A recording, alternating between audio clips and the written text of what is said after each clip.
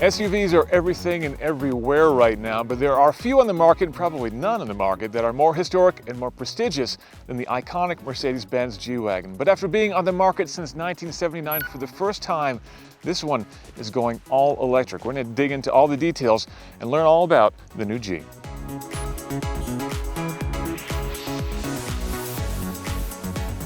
So this is the new G-Class, the new electric version, but unlike the current EVs from Mercedes-Benz, the EQE, the EQS, and things like that, this one will not carry any EQ branding. In fact, this is just going to be called the G580, which puts it right in the middle of the G range. We've got the G63 on the high end and the 550 on the low end. This will be the all-electric version, but instead of having an internal combustion motor, we've got 4 electric motors, one at each corner. And interestingly, each corner also has a 2-speed transmission.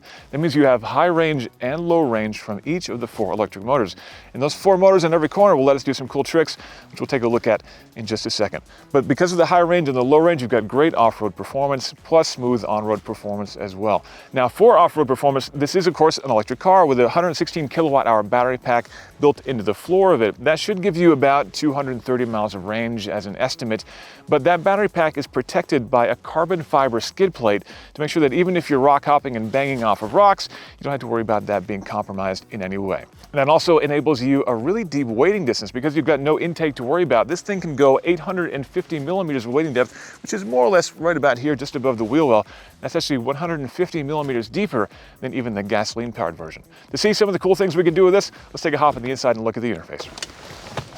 All right, climbing up into the new G. It looks very different in here, but it sounds the same. The door still has that iconic click, and it still has that really loud locking noise that you really want to get in the G-Class. It makes you feel like you're in something that's incredibly sturdy. Now, the interior here is radically different than what we've seen before. We've got a lot more technology brought in than was available in the last generation G-Class. This is definitely new. We've got a big touchscreen with the MBUX interface here in the middle, and a virtual gauge cluster as well, giving me all sorts of information about inclinometers and things like that. All the information, all the telemetry that you'll want if you're doing some heavy-duty off-roading, which is what this thing is really designed for. Interestingly, Mercedes-Benz has dedicated a lot of space in the center of this center stack here for some of the more advanced off-road features that are offered by the electric version of the G-Class here.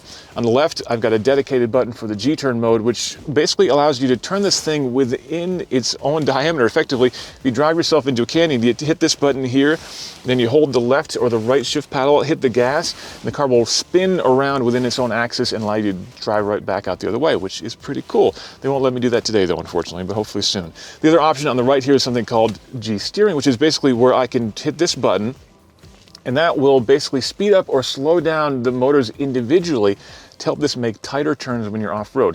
If you're in a traditional off-roader, for example, with a traditional locking differential, that makes it really hard to make tight turns, and if you're on a tight trail, that can be really challenging. But with this, because we've got individual differential control at every corner, you can then make this thing turn very tightly, even though you've got really good grip for off-road. Again, we've got high range and low range at all 4 corners.